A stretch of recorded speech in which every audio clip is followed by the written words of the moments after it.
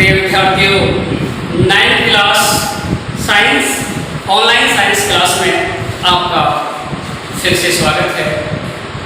हम परमाणु स्ट्रक्चर के बारे में बात कर रहे थे। मैंने आपको पढ़ा दिया थॉमसन का परमाणु मॉडल। थॉमसन का परमाणु मॉडल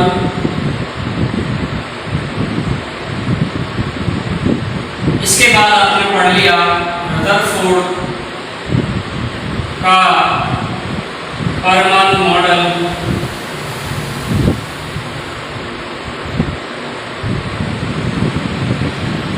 रदरफोर्ड ने अपने परमाणु प्रतिरूप में बताया था कि परमाणु का जो अधिकांश भाग होता है अंदर से खोखला होता है। परमाणु का अधिकांश भाग खोखला होता है और बहुत कम जो है कण हैं जो अपने मार्ग से विक्षेपित होते हैं और मात्र एक आध कण ऐसा होता है जो 180 डिग्री के कोण पर विक्षेपित हो जाता है, वापस लौटकर आ जाता है। ऐसा उन्होंने बताया था। इसके बाद है रदरफोर्ड परमाणु मॉडल के लक्षण। क्या लक्षण है कि परमाणु मॉडल के? तो रदरफोर्ड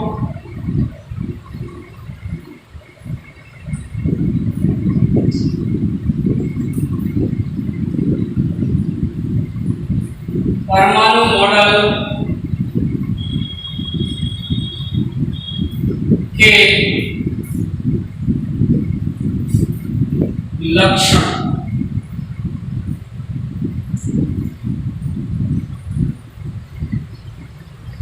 रदरफोर्ड परमाणु मॉडल के लक्षण। क्या लक्षण है रदरफोर्ड परमाणु मॉडल के? तो देखिए विद्यार्थियों, पहला लक्षण, रदरफोर्ड जो था उन्होंने बताया कि परमाणु के बीचों बीच क्या होता है? नाभिक होता है। क्या बताया? नाभिक होता है और इसका ये जो केंद्र भाग है इस पर संपूर्ण धनावेश होता है। परमाणु का जो संपूर्ण धनावेश है वो कहां होता है? उसके केंद्र में होता है। इस केंद्र को क्या नाम दिया रदरफोर्ड ने? नाभिक। क्या नाम दे दिया? नाभिक। तो उन्होंने बताया परमाणु का केंद्र धनावेशित होता है और इस धनावेशित भाग को नाभिक कहते हैं। क्या कहते हैं? नाभिक कहते हैं। परमाणु का संपूर्ण द्रव्यमान नाभिक में ही समाया रहता है, नाभिक में ही निहित होता है। ये बताया था रदरफोर्ड ने। तो आप लिखेंगे नंबर पहला जो लक्षण है, परमाणु का केंद्र,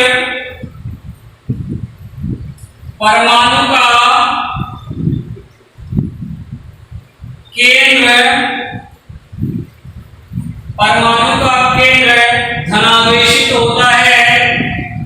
धनावेशित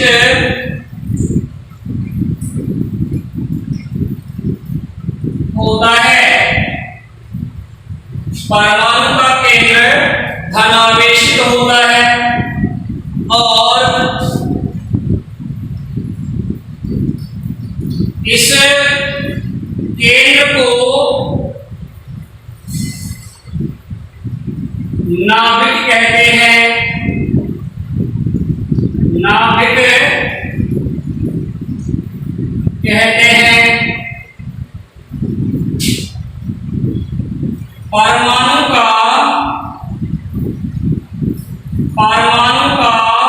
संपूर्ण द्रव्यमान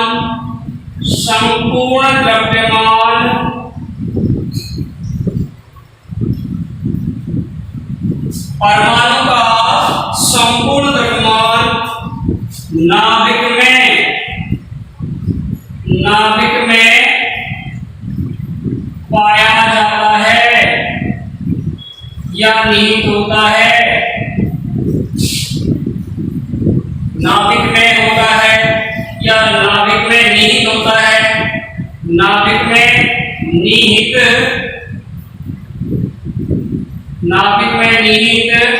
होता है।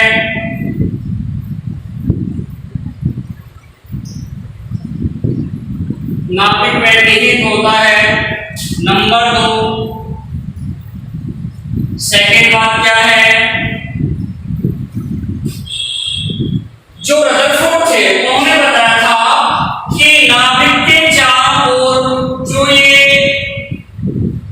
कक्ष है इनमें इलेक्ट्रॉन चक्कर करते हैं, मतलब वर्तुलाकार आकृति में, वर्तुलाकार जो पथ है, मार्ग है, उस वर्तुलाकार पथ में इलेक्ट्रॉन चक्कर करते हैं, मार्ग में गति करते हैं। इलेक्ट्रॉनों का पथ रदरफोर्ड ने बताया कि इलेक्ट्रॉन वर्तुलाकार पथ में नाभिक के चारों ओर जो वर्तुलाकार मार्ग है उसमें चक्कर लगाते हैं। तो नंबर सेकंड में लिखना है आपको, इलेक्ट्रॉन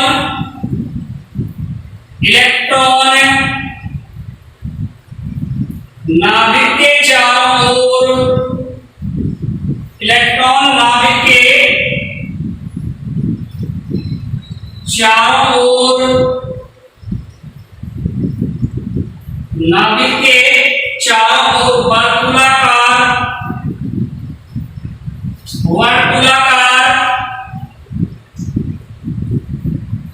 नाभिक के चारों ओर वर्तुलाकार मार्ग में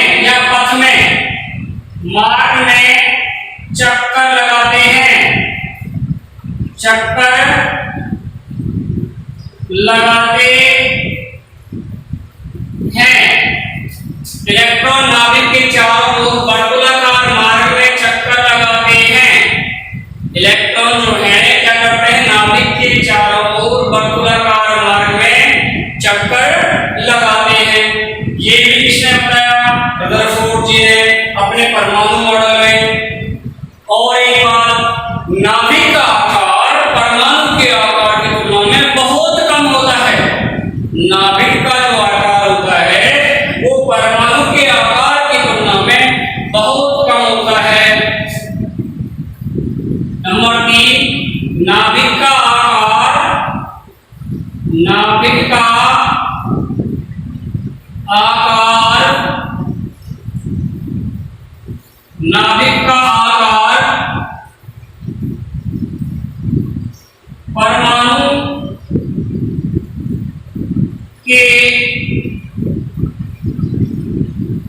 के आकार की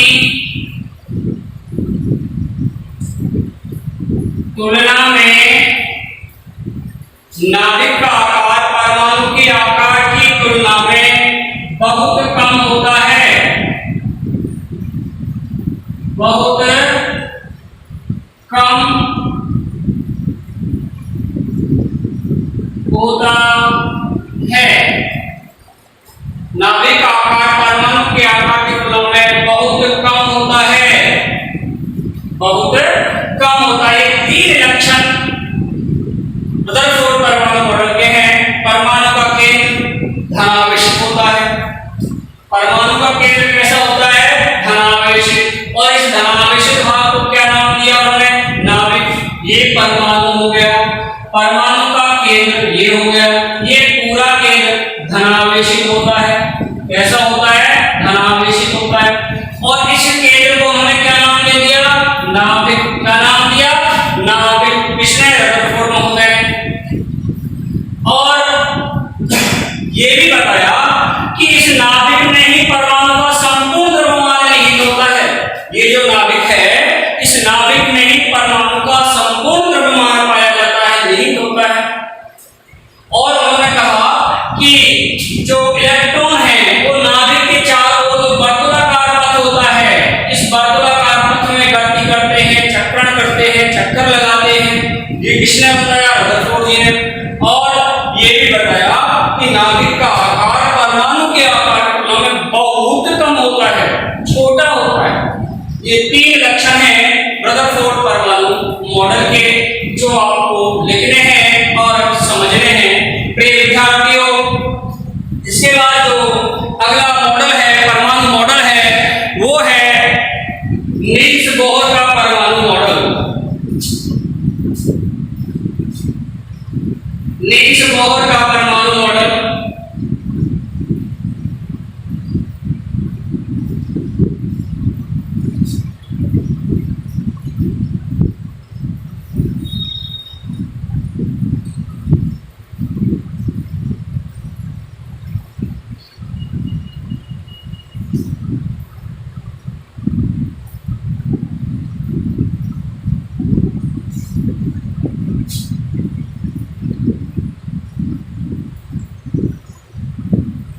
नील्स बोर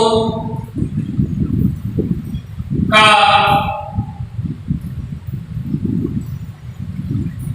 परमाणु मॉडल, नील्स बोर का परमाणु मॉडल। देखिए बच्चों, थॉमसन ने इलेक्ट्रॉन नामक परमाणु कण के बारे में बताया कि परमाणु, जो डाल्टन महोदय थे उन्होंने बताया कि परमाणु पदार्थ का सबसे छोटा अविनाशी एवं अविभाजित कण है, अविभाजित भाग है। ये था डाल्टन का परमाणु प्रतिरूप, डाल्टन जी ने यही बताया था।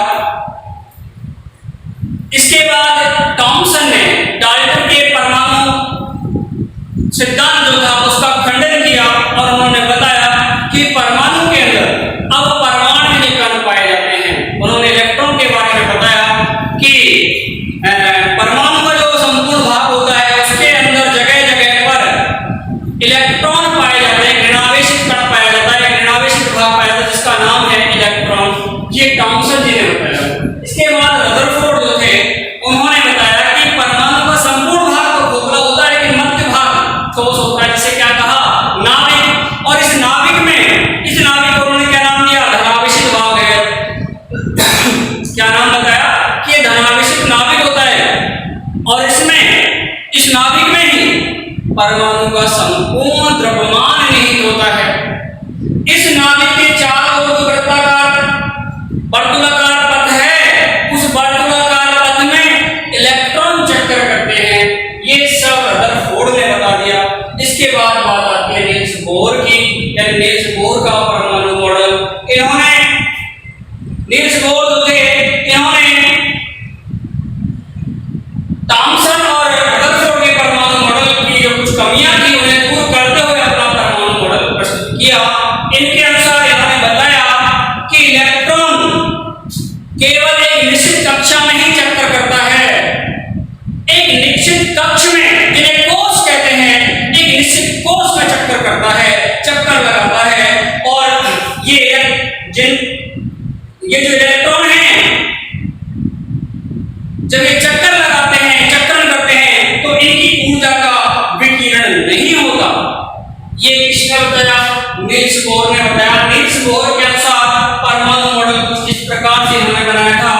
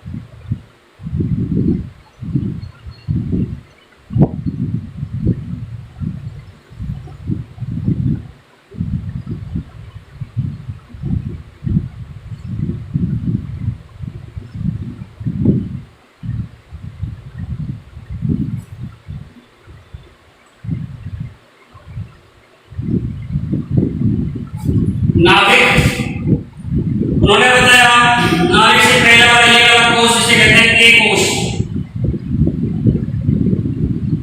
क्या नाम दिया उन्होंने, इसे कोष नाम दिया। इसमें n का मान 1 होता है, के कोष में n बराबर 1, इसको उन्होंने नाम दिया n कोष। यहाँ n बराबर 2,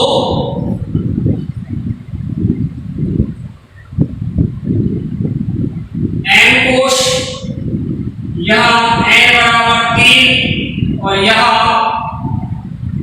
n कोश और n बराबर 4। ये है आपका नील्स बोर का परमाणु मॉडल। उन्होंने बताया था कि परमाणु के मध्य में नाभिक होता है, नाभिक के चारों ओर जो वर्तुलाकार पथ, जिसे रदरफोर्ड ने वर्तुलाकार पथ कहा, उसको नील्स बोर ने एक निश्चित कक्षा या निश्चित कोश नाम दिया। क्या नाम दिया? निश्चित कक्षा या निश्चित कोश नाम दिया। उन्होंने कहा कि नाभिक की ओर से पहला कोश, जिसे के कोश कहते हैं, वहां n बराबर 1 है। नाभिक की ओर से सेकंड नंबर का जो कोश होगा वो l कोश होगा, जिसे n बराबर 2 के नाम से जाना जाएगा संख्यात्मक रूप से, अगर हम संख्या के रूप में गिनती करेंगे तो, और वैसे के l m n के रूप में जानेंगे। नाभिक की ओर से तीसरा कोश m कोश कहलाता है, इसे संख्यात्मक रूप से हम तीसरा कोश कहेंगे।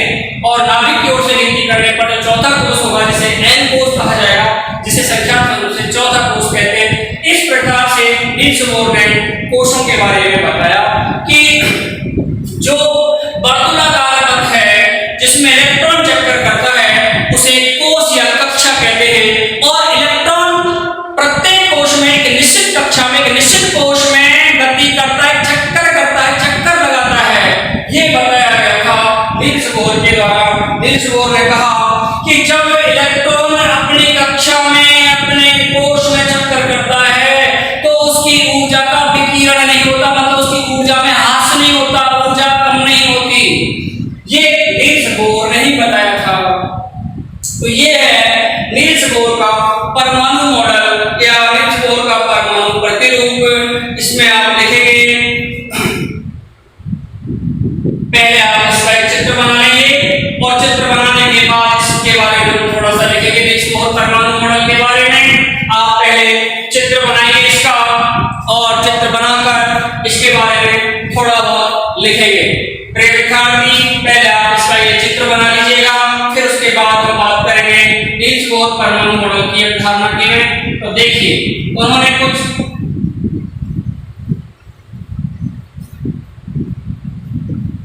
लिखेंगे यहाँ पर।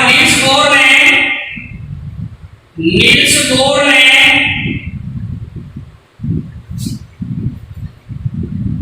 अपने परमाणु प्रतिरूप या परमाणु मॉडल, परमाणु की संरचना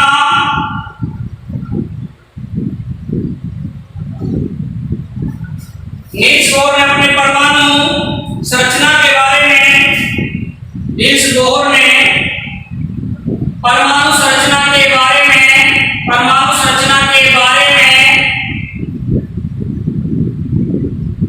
निम्न अभिधारणाएं, निम्न अभिधारणाएं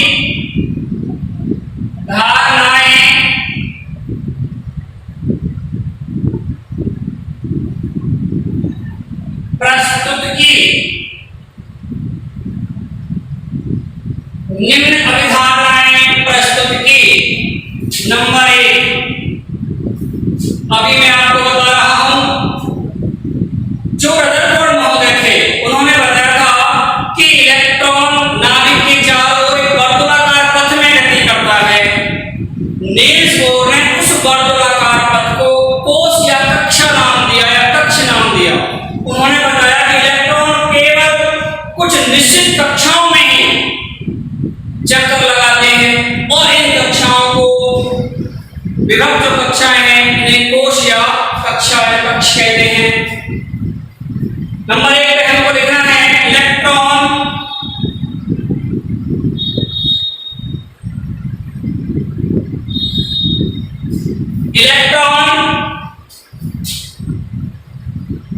केवल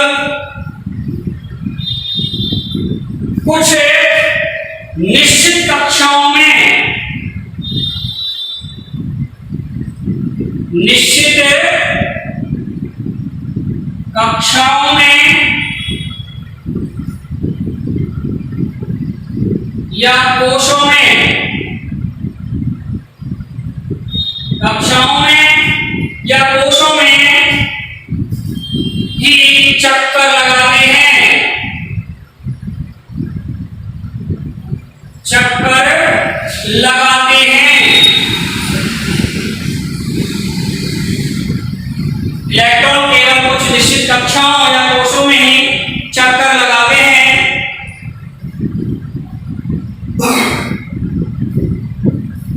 जिन्हें इलेक्ट्रॉन की विभक्त कक्षाएं कहते हैं। जिन्हें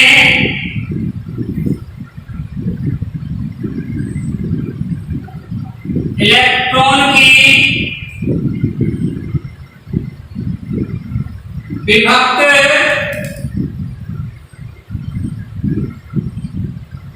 कक्षाएं कहते हैं। जिन्हें इलेक्ट्रॉन की विभक्त कक्षाएं कहते हैं। जिन्हें इलेक्ट्रॉन की विभक्त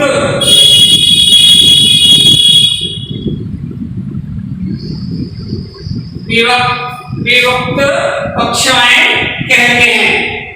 एक तो ये अवधारणा प्रस्तुत की नील्स बोहर ने। दूसरी बात उन्होंने बताई कि इलेक्ट्रॉन जिस पथ में चक्कर करता है या जिन विभक्त कक्षाओं में चक्कर करता है वहां ऊर्जा का विकिरण नहीं करता या ऊर्जा का आश्रय नहीं होता।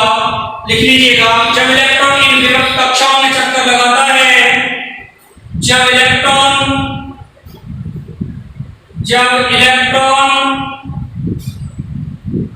इन विभक्त कक्षाओं में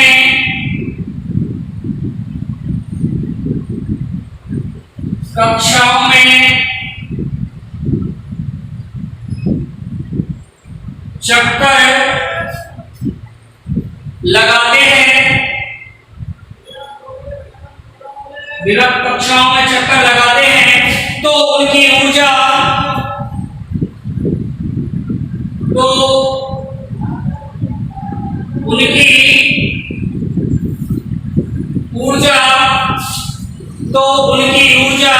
का विकिरण नहीं होता। ऊर्जा का विकिरण, उनकी ऊर्जा का विकिरण नहीं होता है। तो उनकी ऊर्जा का विकिरण नहीं होता है। इलेक्ट्रॉन निश्चित कक्षाओं में कोशों में चक्कर लगाते हैं। इन विभक्त कक्षाएं, इन इलेक्ट्रॉन की जो कक्षाएं को विभक्त कक्षाएं कहते हैं। जब इन विभक्त कक्षाओं में इलेक्ट्रॉन चक्कर करेगा तो उनकी ऊर्जा में कमी नहीं होगी, उनकी ऊर्जा का विकिरण नहीं होता है। जिससे आगे आप नेक्स्ट कक्षा में पढ़ेंगे। तब तक के लिए धन्यवाद।